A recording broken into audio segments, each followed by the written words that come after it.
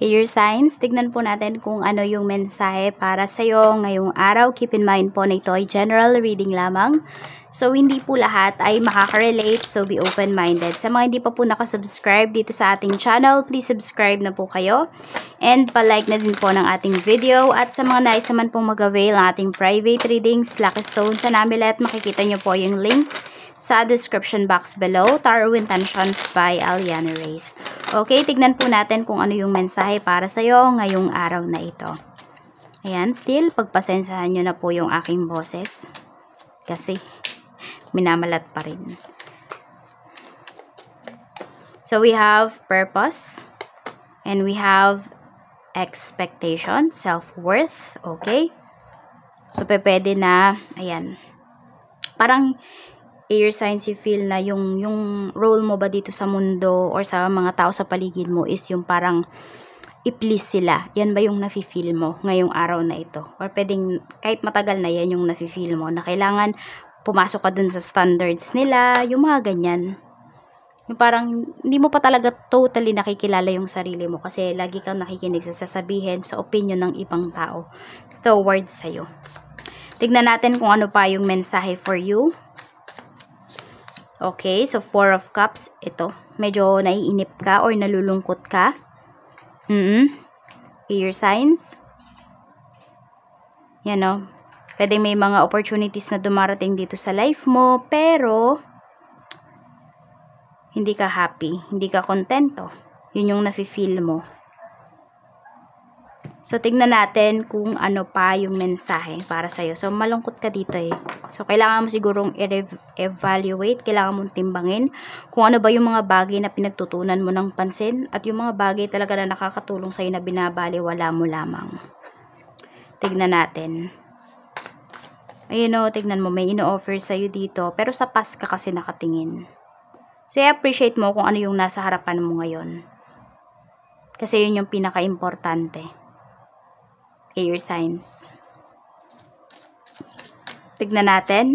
Pagdating naman po sa family. So, sa family mo, pwedeng mayroon ditong buntis.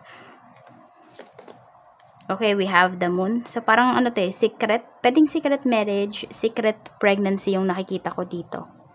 Ayan, baka may buntis sa family mo pero hindi pa niya sinasabi sa inyo. So, sinisikreto pa. Siguro nasa first trimester pa lang yan. Oo, ng pregnancy, kaya tinatago-tago pa. Tignan natin. So, this is good news po Ayan, good news yan para sa family ninyo. Lalo na kung yung mabubuntis dito ay may asawa na. I mean, kasal pala. Pero kung hindi, kaya niya tinatago. Kasi yan, magagalit kayo, syempre. I mean, you will be shocked. Check natin pagdating naman po sa friends. Kamusta ang energy sa friends? We have 6 of Cups. So, marami kang kaibigan dito. Air signs na namimiss ka na. Okay, so matagal na ba kayong hindi nakikita, nagkakausap ng mga friends mo? So, they feel, na talaga. They are missing you. Yan, miss ka na nila. Yung bonding ninyo together, the way you laugh, the way you talk. Ayan po. At pagdating naman sa love life, we have naman po the Lovers. And we have 8 of Pentacles. So, wino-work out yung relationship. Actually, maganda yung energy natin na ito. At kung kayo naman po ay single at may naniligaw sa inyo, air signs, ayan. So, we have the Lovers and 8 of Pentacles. So, yung tao na to, masipag or masipag na mag-effort sa'yo. Or baka ikaw to, air signs. Kung ikaw naman yung nag-e-effort dito sa person mo, ayan, malaki yung chance talaga na sagutin ka niya. Kung kayo po ay nanliligaw. At sa mga in a relationship, sa mga single, sa mga married, ayan, ganyan din po. Efforts ang makikita ninyo sa person ninyo. Yan. Pwede nga lang meron dito, sobrang busy naman sa work. Pero alam mo, kahit sobrang busy sa work, tingnan mo, nakatuon pa rin yung focus sa inyo. So, ibig sabihin, yung tao talaga na to, diba, naka-deal mo, is mahal ka talaga niya. Kasi kahit nasa trabaho siya, binibigyan ka niya ng time. Oo. I mean, gumagawa talaga siya ng time para kunwari makapag-reply sa'yo, ganyan. Hindi man siguro madalas, but, you know, sobrang sweet niya sa'yo. Check natin, pagdating sa pera, we have King of Swords.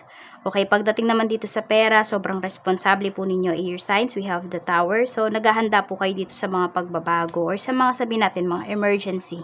Ganyan po. So, pwedeng may nilalaan talaga kayong funds towards sa mga ganyang bagay. So, hindi kayo nagpapaisi-isi dito in terms of your finances.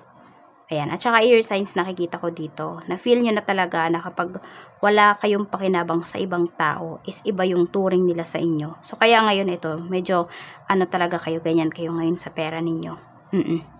Tignan natin, pagdating naman po sa career. This is money, no?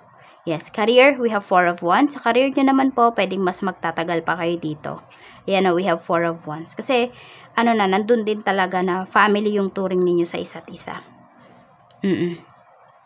Pagdating naman po dito, pero syempre hindi naman lahat yan meron pa rin talaga dito ay pwedeng traidor sa'yo. Pagdating dito sa trabaho, pagdating sa career. Pagdating naman sa business, ayan, medyo sumasakit yung ulo ninyo dito. Kasi nahihirapan kayo na parang i-manage ba yung bago ninyong products, ganyan po. Parang hindi nyo alam kung paano nyo ba i-market. Pero kasi okay lang to. This is, diba, part of your growth ito. So, kasi baka pinag-aaralan nyo pa yan. Or dapat nyo pa talaga yung pag-aralan, air signs. Mga positive things naman na paparating para sa'yo. We have 9 of Wands. Hindi ko alam kung positive things ba talaga yan. But let's see. We have 9 of Cups. Okay. So, ayan. Lahat pala ng iniyak mo dito, air signs may kapalit. Okay. So, parang hindi ka naiiyak dito. Oo. Magiging happy ka na. Parang from sleepless nights to this. Diba ang saya mo na? Ayan, yung iba nga sa inyo, pwedeng ipapamper nyo na yung sarili ninyo or mapapamper nyo na yung sarili ninyo. Magpapakulay ng buhok yung iba sa inyo or kung ano man yung papaayos ninyo sa inyong buhok or sa inyong katawan. Ayan po, bibili kayo ng dress. Some of you will buy some jewelries. Ayan, for investments, mga ganyan. Diba? Kung mangarap na lang din tayo, ay taasan na po natin. Sabi nga, libre lang namang mangarap. At sure na sure ako, air signs, magagawa nyo din to sa sarili ninyo. Makakaahon din talaga kayo dito sa depression, sa kahirapan na nararamdaman po ninyo ngayon. Okay, pasensya na kayo, namamatay-matay ang kuryente. At kinabahan ako. At pagdating naman po, spirit guide. Okay, tingnan natin pagdating po sa, we have 7 of Cups, diba? Ayan, pagdating naman sa negative things, so medyo mag-ingat lang kayo. Ayan, pinatay ko na lang. So, medyo mag-ingat po kayo dito, air signs, okay? We have 7 of Cups kasi pwedeng may mga opportunities na ino-offer sa inyo. But the thing is, yung opportunities naman na to, yung ilan dyan or marami dyan ay hindi naman talaga makakatulong po sa inyo. Kaya pag-isipan nyo din, parang huwag kayo masyadong maengganyo ba? O huwag kayo masyadong magpa-persuade dito sa mga ibang ino-offer po sa inyo. Kailangan maging matalino talaga kayo. At ewan ko kung merong nagsusugal dito. Ito yung negativities. Ayan o, growing na yung money, pero nagsugal. Nako. O sige, kung kayo ay nagsusugal, tapos nanalo kayo once or twice, umayaw na kayo. I-sure nyo na yung pera ninyo dito. Saan kayo dapat mag-focus ngayon? We have 8 of Swords sa mga bagay po na toxic sa life po ninyo. Ayan. Sa mga bagay na pwede ninyong baguhin, pero hindi ninyo binabago, air signs. You feel na, set in stone na yung bagay na yon. But, no, wala namang mga bagay na, ayan, natapos na, okay? Tignan mo kung ano ba yan sa buhay mo. Ano ba yung mga bagay na pwede mo pang baguhin. So, yan lang po yung mensahe para sa'yo ngayong araw. Maraming salamat po. Mag-iingat po kayo always. More blessings to come. Oops, by the way, ito pala yung mga lucky numbers mo. Tataas ko lang to. Ayan, tignan natin yung iyong lucky numbers. We have number 18, 48, 35, 6, 22. Ayan, 6 na ba yun? Kayo na lang yung magdagdag kung kulang. Maraming salamat po. Ingat kayo always. Bye-bye.